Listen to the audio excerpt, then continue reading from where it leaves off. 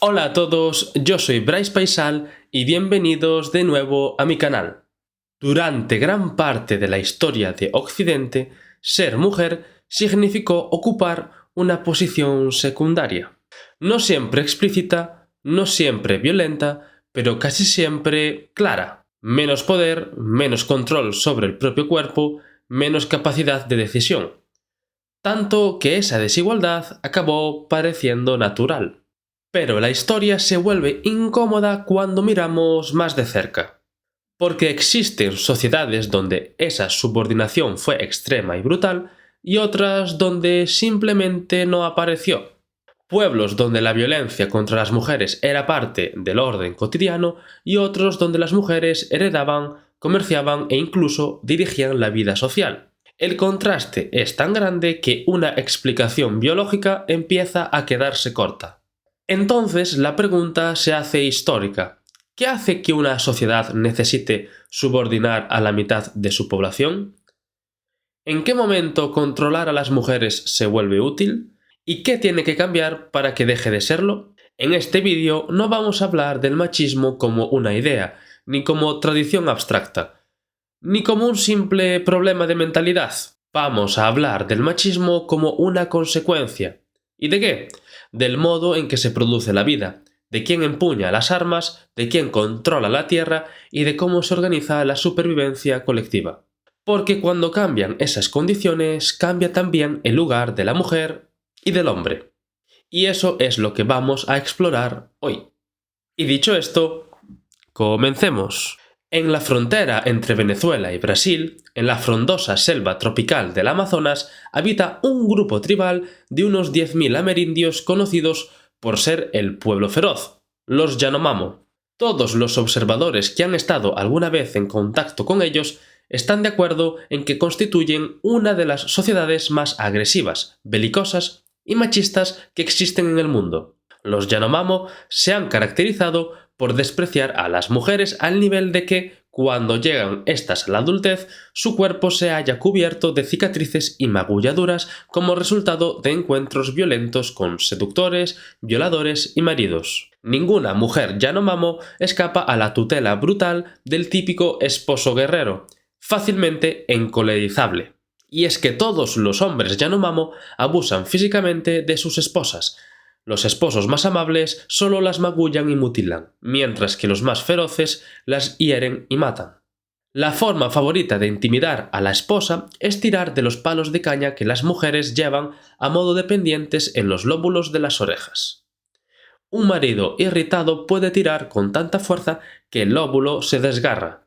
Y hay quien incluso llega más lejos. Napoleón Chañón, el principal etnógrafo de los Yanomamo, observó durante su trabajo de campo cómo un hombre, que sospechaba que su mujer había cometido adulterio, le cortaba las orejas a ésta, y en una aldea cercana otro marido le arrancó un trozo de carne del brazo de su mujer con un machete. Los hombres de la tribu esperan que sus esposas les sirvan a ellos y a sus huéspedes, así como que respondan con prontitud y sin protestar.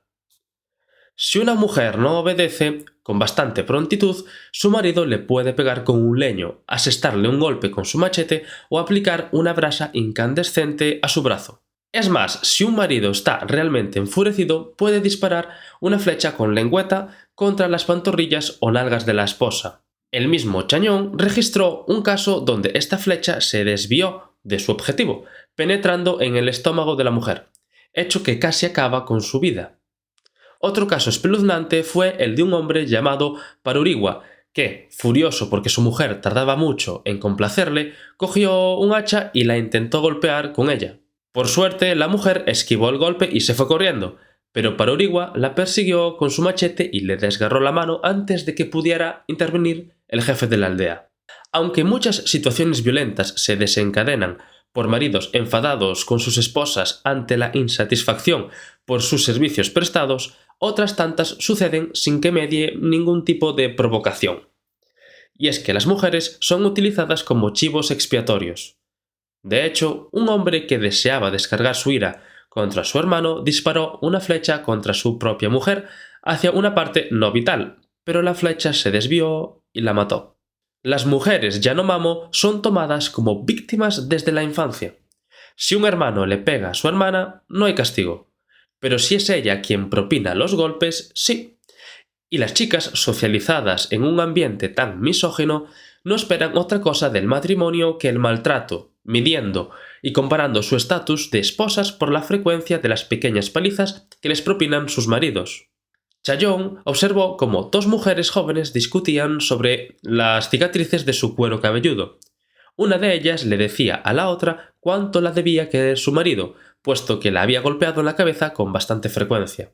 Al respecto de esto, y como anécdota curiosa, Judith Safiro, otra investigadora de los Yanomamo, contaba que las mujeres de la tribu se sorprendían cuando veían su cuerpo sin magulladuras, y le comentaban que su buen aspecto era a causa de que sus parejas no le debieron de querer demasiado. Es decir, las mujeres Yanomamo esperan que sus maridos les peguen. Y por último, cabe destacar que, al igual que en las tradiciones judeo-cristianas, los Yanomamo justifican el machismo con el mito de sus orígenes. Para ellos, al principio del mundo había hombres feroces, entre los que se encontraba Kanaborama, a quien se le quedaron las dos piernas preñadas, saliendo de su pierna izquierda la mujer y de la derecha los hombres afeminados, los que no quieren combatir. Y de manera similar a otras culturas donde domina el varón, la sangre menstrual se considera mala y peligrosa, de ahí que a las muchachas cuando menstruan las encierren en jaulas de bambú sin alimentos. Vaya, los Yanomamo se ganaron el apodo de pueblo feroz a pulso, aunque también resulta necesario concretar una cosa. Lo contado hasta aquí sobre los Yanomamo era lo que sucedía en la tribu cuando ésta se empezó a estudiar a fondo, durante la segunda década del siglo XX. Hoy en día, por contacto con fuerzas extranjeras como ONGs, misiones, médicos, escuelas, los Yanomamo no son tan bélicos ni agresivos como lo eran antaño, descendiendo notablemente las aberraciones misóginas contadas anteriormente. Igualmente, la realidad histórica de la tribu Yanomamo dista mucho de la de otras sociedades a nivel de bandas y aldeas. En la sociedad iroqués de América del Norte, las mujeres gozan de un mayor prestigio social en comparación con otras sociedades, pues las mujeres regentan las famosas casas largas, decidiendo qué hombres formarán parte del consejo. En la tribu Nayara de México y en la sociedad Truk de Micronesia, las mujeres ridiculizan, insultan e incluso agreden más físicamente a los hombres que estos a ellas. Y la tribu de los Tupinambá, de la costa atlántica brasileña, presenta o presentaba mujeres tan o más violentas y crueles como los hombres. Por otra parte, en sociedades a nivel de bandas y aldeas seminómadas y de mayor reciprocidad como los Kung, las diferencias entre sexos resulta mínima, y en sociedades pequeñas del África Occidental, las mujeres pueden llegar a contar con un mayor estatus que los hombres, llegando incluso a preferirse que la hija mayor de una pareja sea mujer. Pero, ¿por qué los Yanomamo fueron históricamente tan machistas, si otras sociedades semejantes no lo eran? ¿Por qué hay sociedades más machistas que otras? ¿Cuál es la causa del machismo? ¿Por qué en Europa y en Norteamérica florecieron las primeras formas de feminismo? Veamos. Lo primero que se debe realizar para responder a estas cuestiones es incidir en la idea de que no existe algo en la naturaleza biológica de los hombres y de las mujeres que por sí solo destine a los varones a gozar de privilegios sexuales, económicos y políticos mayores que los de las mujeres. Quiero decir, si solo conociéramos los hechos de la biología y anatomía humanas, no podríamos predecir que las hembras fueran el sexo socialmente subordinado. Y es que en las sociedades humanas el dominio sexual no depende de qué sexo alcanza un mayor tamaño o presenta mayor agresividad, sino de qué sexo controla la tecnología de la defensa y de la agresión, derivado esto a su vez de condiciones materiales específicas. De hecho, como se indicó anteriormente, existen ejemplos documentados por la antropología de sociedades donde existe una fuerte igualdad entre hombres y mujeres, tanto a nivel social como de agresividad o belicosidad. Y es que la forma principal de adaptación biológica en el ser humano es la cultura, no la anatomía, hecho que no niega que el dimorfismo sexual sea un condicionante a tener en cuenta en la organización productiva de las sociedades. No somos el animal más peligroso del mundo por tener los dientes más largos, sino porque sabemos cómo proveernos de instrumentos tan mortíferos como los dientes de tal tamaño. Si la mujer se encontró en una posición de subordinación con respecto del hombre en casi todas las culturas, no es por el hecho de que lo hormonal determine lo social, como algunos pretenden decir, sino porque de ello, dadas las condiciones de vida, es decir, de producción y de reproducción social, se sacó alguna ventaja práctica para la perdurabilidad en el tiempo de la sociedad. Atendiendo a lo afirmado por Marvin Harris en Nuestra especie, el estatus de cada sexo está ligado al papel social que cumplen los hombres y las mujeres en relación con las actividades necesarias para la pervivencia de la vida colectiva. Cuando los hombres y las mujeres están igualmente capacitados para desempeñar funciones militares y productivas de importancia vital, el estatus femenino y masculino son paritarios. Pero si hay aspectos esenciales de la producción o de la actividad bélica que los varones realizan con más eficacia que las mujeres, el estatus de éstas será inferior. Para ejemplificar tal tesis, Harris nos habla de la realidad social de determinadas tribus del África Occidental y de la India septentrional. En el África Occidental, la principal herramienta agrícola resulta la azada de mango corto, puesto que la humedad de su hábitat y la presencia de la mosca tsetse hacía complicado la cría de animales de tiro y el empleo del arado. Desempeñando estas actividades, las mujeres podían ser tan eficaces como los varones a la hora de preparar los campos y no necesitaban a los hombres para plantar, cosechar y comercializar. Por el contrario, en la India septentrional, los suelos se secan y endurecen, por lo que los hombres acabaron monopolizando el manejo de los arados tirados por bueyes. Y todo ello indispensable para roturar los duros suelos. La mayor fuerza física de los varones le permitía ser entre un 15 y un 20% más eficaz que la mujer.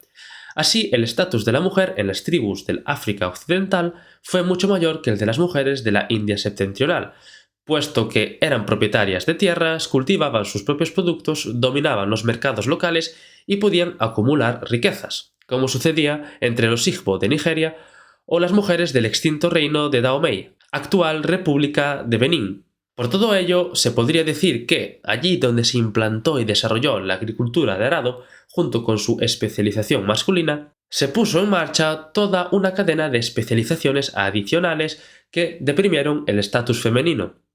Primero los hombres araron, con la invención de la rueda condujeron vehículos de tracción animal. Con ello, se especializaron en el transporte y, consecuentemente, en el comercio.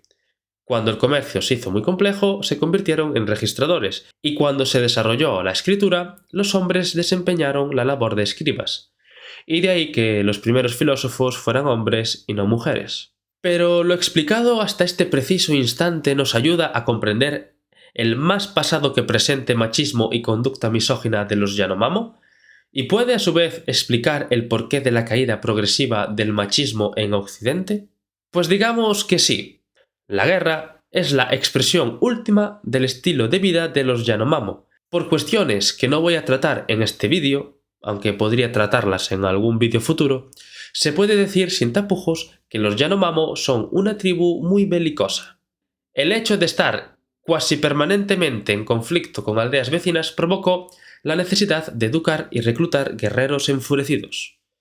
El papel que juega el hombre en la cultura Yanomamo, en tanto que guerrero, lo sitúa en un estatus diferente a la mujer. Este es el que defiende la aldea, y, consecuentemente, del que depende la continuidad de la misma. Así, el guerrero desempeña una actividad vital para la perpetuación de la vida colectiva, educándosele en la ferocidad y en las armas. Y es que ser un hombre Yanomamo tampoco es la panacea, puesto que pasan por rituales de masculinización muy agresivos, siendo lo normal que todos los hombres adultos tengan, al igual que las mujeres, pero por otras razones, el cuerpo lleno de cicatrices. Y al igual que otras tribus de Papúa Nueva Guinea como los Benavena, practicaban, los Yanomamo, el infanticidio femenino al no poder ser las mujeres futuras guerreras. Todo ello provocó que los hombres Yanomamo fuesen el sexo que controlase la tecnología de la defensa y de la agresión, con la consecuente infravaloración de la mujer y la comprensión del hombre como el sexo fuerte y dominante. Por ello, las tribus guerreras son fuertemente machistas.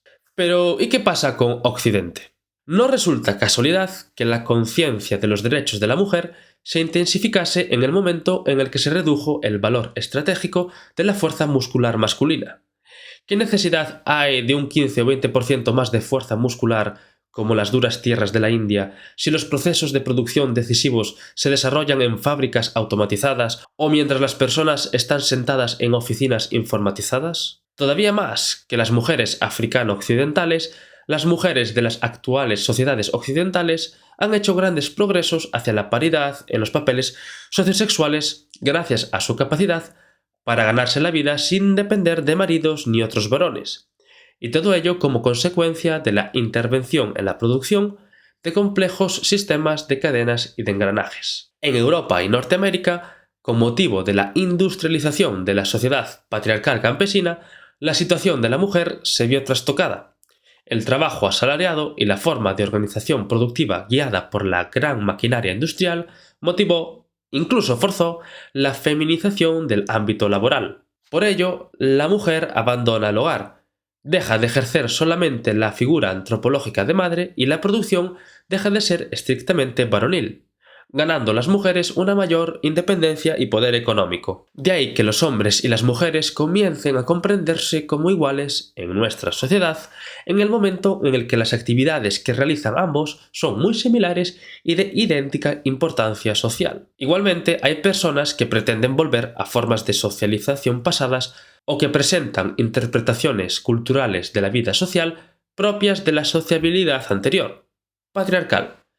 Pero frente a ellos nació el feminismo, una respuesta política a la situación social en la que se encontraba la mujer ante la contradicción de sus nuevos y viejos papeles sociales. Es decir, el feminismo existe porque la mujer se fue liberando de ciertas cadenas antropológicas de subordinación dado su nuevo papel dentro de la nueva forma de producir y de reproducirse en la sociedad industrial. De esta forma, y desde una comprensión materialista de la realidad social, que la mujer sea más libre en la actual sociedad occidental no es por causa de la disminución del machismo, sino que la disminución del machismo es causada por la anterior liberación de la mujer.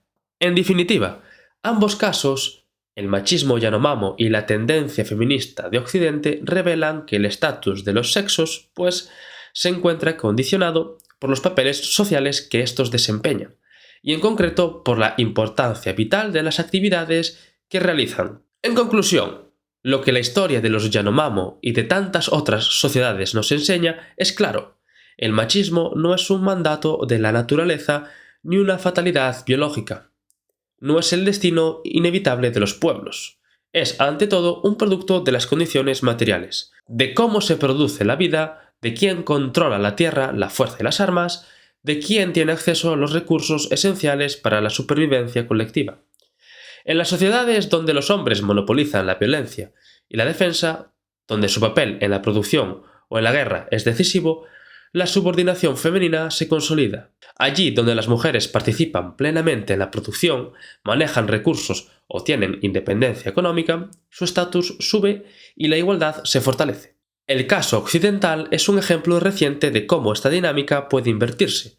La industrialización, el trabajo asalariado y la capacidad de la mujer de sostenerse económicamente cambiaron el mapa de poder. No fue una concesión mágica de la moral, sino una transformación material que permitió que la mujer dejara de depender del hombre para sobrevivir y desarrollarse. El machismo disminuyó porque la mujer adquirió fuerza económica, social y productiva. Así podemos comprender que la igualdad de género no es un ideal abstracto ni una lucha contra la naturaleza, sino una consecuencia de cómo organizamos la vida: quién trabaja, quién produce, quién protege, quién decide. Y si estas condiciones cambian, también puede cambiar el orden de los sexos. El machismo, en suma, es un espejo de la historia material, y comprenderlo así nos da la esperanza de transformarlo, no como un acto de voluntad, sino como fruto de nuevas formas de vivir, producir y relacionarnos. Y con esto llegamos al final del vídeo. Espero que te haya gustado y, de ser así, pues que le des a like, que lo compartas, y si quieres comentar algo, hazlo porque yo lo leo y suelo responder. Así que nada, yo me despido y nos vemos en el siguiente vídeo. ¡Chao!